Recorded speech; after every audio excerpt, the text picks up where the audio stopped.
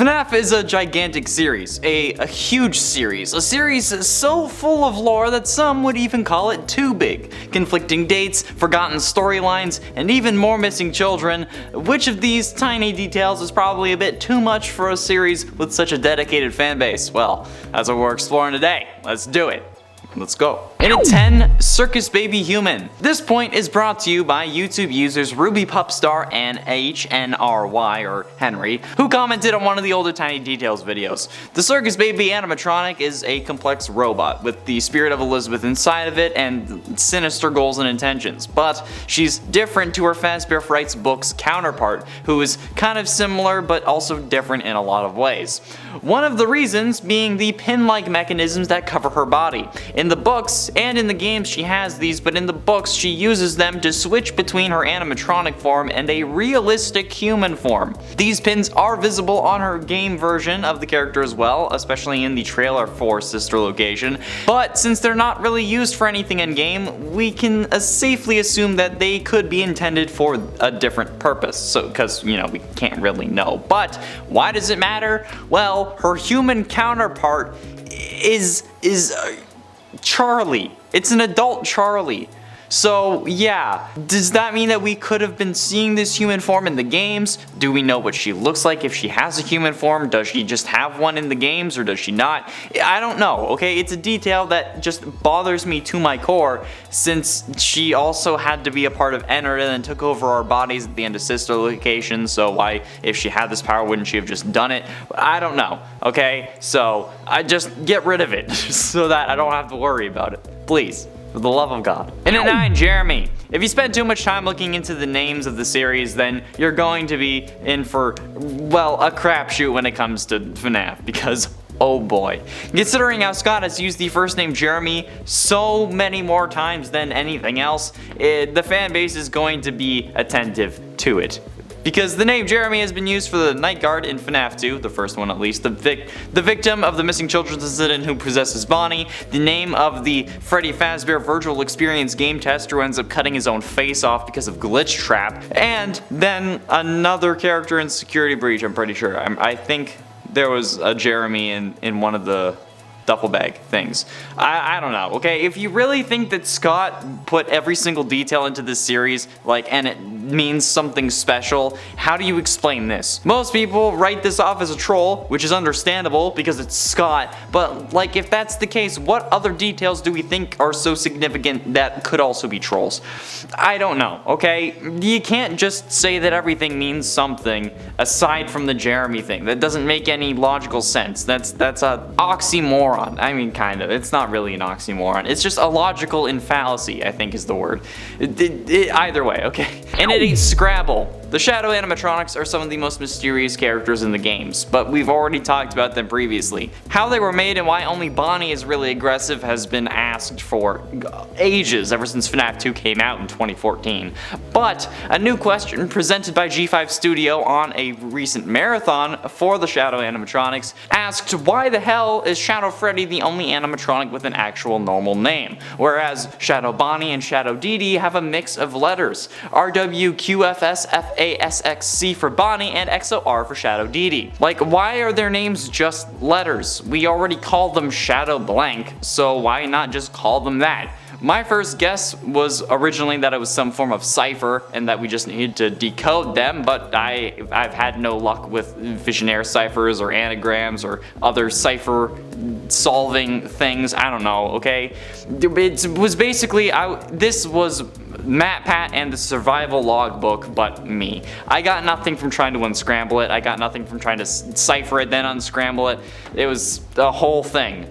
So yeah, it just feels like Scott smashed his head into the keyboard, and then just kept it, and did the same thing with Dee Dee. But come on, Scott, okay? Just name them the normal things. You already called them Shadow Freddy. You established that they were shadows, so why not just continue that naming scheme? And at 7, Deathcoin. In Ultimate Custom Night, you are able to get an item called a Deathcoin, which allows you to eliminate one animatronic from the game as you're playing it. This works with most animatronics, it removes them from play, and then you don't have to deal with them for the rest of the playthrough, or I guess technically life, depending on how you want to look at it. But there is, at least to my knowledge, one animatronic that this coin does not work on, that being Golden Freddy. If you try to use the Deathcoin on Golden Freddy, you end up getting jump scared by the Fredbear plush, who some believe is meant to be psychic friend Fredbear, and while it does make sense that you can't really remove Golden Freddy because they're seemingly the one controlling everything here, you can't really think that.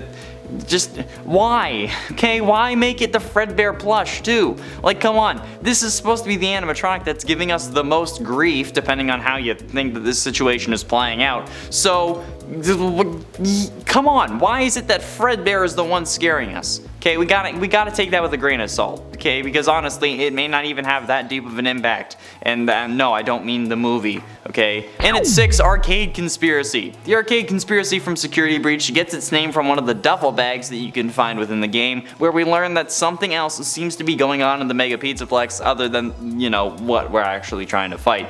Quote from the Arcade Conspiracy note, exit interview. They are working together, the arcades. They are hiding something. The glitches. Glitch them all at the same time. Then the princess will recognize me. She's testing me. I am not yet worthy. The others are protecting it. Let me stay. I'm so close. Just one more night, please. I can save the princess. Now, it's clear that this seems to be referring to the Princess Quest games and was probably a way to try to indicate that we'd have to glitch all the Princess Quest games in order to get the best ending, but that's not the case. We don't have to glitch any of them. We just have to beat them in order from 1 to 3, and then boom, we save Vanny. So, what does this glitching mean? Well, there are 3 other arcade machines that seem to be having mysterious glitches as well. The BB World game that you can find in the Fast Theater in the daycare attendant's little room, Chica's Feeding Frenzy, which won't turn off even when unplugged, that you're supposed to be able to find in the bakery but isn't there, and Monty Golf A Arcade, that according to the duffel bag shouldn't be in the mini golf area but is. So, what's the deal here? What's going on with these games? Well, nothing, especially because you can't actually play Chica's game unless you glitch it in, which means that we'll never know unless they added in the DLC. So just get rid of this one, please. Halfway through into number 5, 1987 Easter egg. At the end of every FNAF game, there's a bonus night that gives you more lore clues and more scares. But then after beating that one, you unlock a 7th night where you can customize the animatronics and give them specific levels to see how hard you can make it without dying. However, if you were to do this in FNAF 1, you'd obviously be looking for more clues and trying to figure out the first game. And because, you know, we didn't realize that we would be 9 games in and still be confused as hell.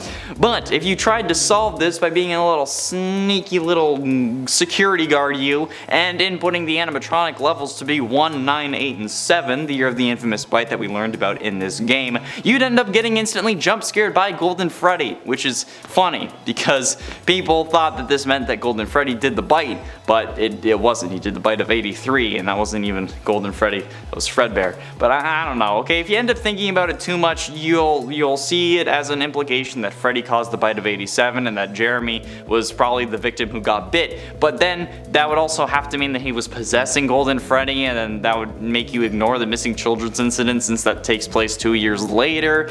But yeah, it's something that we have to ignore, so you might as well remove it, alright? It was funny, but get rid of it now, please. I just want this to be clear and concise. It's never gonna happen with FNAF though. In it for the real protagonist. Orville the Elephant in Ultimate Custom Night is one of the animatronics that's really memeable, okay? Not as memeable as other counterparts perhaps, like Mr. Hippo, but he does give us a lot of information if you're paying attention. Take this one line from Ultimate Custom Night, quote, "He tried to release you, he tried to release us, but I won't let that happen. I will keep you here. I will hold you here, no matter how many times they burn us." But like, hold on a second, dude. If this is really the voice of Cassidy or Golden Freddy or Crying Child or whoever it's supposed to be possessing William and keeping him alive, then why would they say that he tried to release you, he tried to release us? Henry was the one who tried to release William in FNAF 6. And we know that the one you should not have killed is referring to said that they won't let that happen, which is them doing it at that exact moment, okay? So, could it be that we've been playing as Henry this whole time with the exception of Sister Location? Because we didn't release any souls in Sister Location, but Henry did in FNAF 3. He tried to release them then. So, does that mean that Henry would be Mike Schmidt, and that the Mike who owned the logbook would have been Henry, and then we'd be reading it as Michael Afton? No, remove this so that I'm not as confused as I am right now about it, please, okay? This is weird. And at 3, Nightmares in VR. How are the nightmare animatronics present in FNAF VR? Okay, if we are to assume that FNAF 4 is an actual canon plot point in the series, then these animatronics being present in this game would be impossible. The only way that this could make sense would be if FNAF 4 specifically was one of the games that Scott's in-universe counterpart made. Okay, then that's like the only way that Fazbear Entertainment would know what these animatronics looked like, and it would explain to us why they'd be present in the game that they're using to be like, hey, yeah, this happened, but we're better now, since, you know, they're trying to rebuild their reputation, or at least that's what they say in the games. But that also calls into question every other game we've played, because FNAF 1, 2, 3, and parts of 4, and even Sister Location are present within this game, which would mean that if they remade FNAF 4 because it was an in-universe game, then every other game before this, before FNAF 6, would be a game, right? Or at least the ones where the Nightmare animatronics appeared, which means that FNAF 6 is also a game. Oh boy. I can feel the acid reflux already. And ultimately, in at number 2, the box. No, this isn't 7. This is the bite of 87, actually. The FNAF 4 box has been like the bite of 87, okay? It's been a pain in the ass for all FNAF fans, and those who try to explain things have been struggling to figure out what this infamous box could actually contain. However, FNAF 6 might have tried to give us the answer that we were looking for with its final speech, because in that final speech, the layout of the FNAF 6 pizzeria is oddly similar to the layout of the box, well, at least the outside of it. And stories from like Candy Cadet talking about 5 things becoming one thing and then getting put into a box kind of makes sense with this as well. 5 animatronics, however you want to count it, Baby, Scraptrap, Molten Freddy, Puppet, Lefty, or Molten Freddy has most of them.